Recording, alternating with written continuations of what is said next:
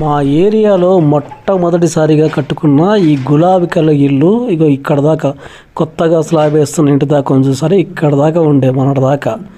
ఈ బజార్లో అందరూ కొత్త ఇల్లు కట్టుకున్నారు, పెద్ద బిల్డింగ్లు కట్టుకున్నారు, అపార్ట్మెంట్ కట్టుకున్నారు. కానీ ఈ అబ్బాయికి మొన్న మధ్య ఉద్యోగం వచ్చి పురోహితుడిగా ఉద్యోగం వచ్చి తను ఉద్యోగం చేస్తూ కొత్తగా ఇల్లు కట్టుకుంటున్నాడు. స్లాబ్ వేసాడు, కాలువలు కట్టారు పక్కన. ఆ కాలువల పైన ఏం చేశారంటే మెట్లు లాగా ఏర్పాటు చేశాడు. చేస్తే ఇక్కడ కౌన్సిలర్ వచ్చేసి మీరు మెట్లు మొత్తం తీసేయాలని చెప్పేసి తను వచ్చేసి ప్రొక్లైన్ తీసుకొచ్చేసి ఆ మెట్ల మొత్తం కూలగొడుతున్నాడు.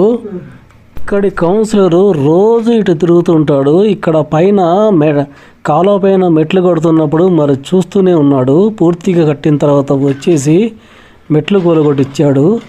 ఆ అబ్బాయి పురోహితుడు వచ్చి అడిగాడు, ఏంటి సార్ ఎందుకు కూలగొడుతున్నారు అని చెప్పంటే ర్యాంప్ కట్టుకో అంటున్నాడు. మరి ర్యాంప్ కట్టుకోవాలంటే ఇక కింద ఇట్లాంటి రాళ్లతో నాపరాళ్లతో సంబంధించినవి కాలపైన ముందు కప్పాలి కదా. కప్పి ఉంచిన తర్వాత పైన మెట్లు వేసాడు.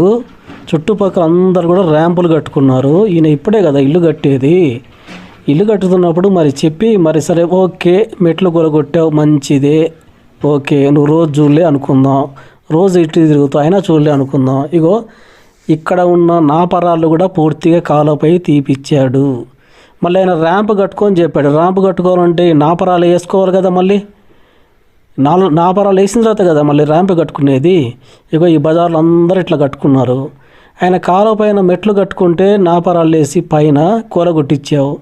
సరే నాపరాలు ఉంచితే తర్వాత అతను ర్యాంప్ కట్టుకుంటాడు కదా, అది ఎంత ఖర్చు ఆయనకి మళ్ళీ. చూడండి ఫ్రెండ్స్, మీరే చెప్పండి. వీడియో వస్తే లైక్ చేయండి, సబ్స్క్రైబ్ చేయండి.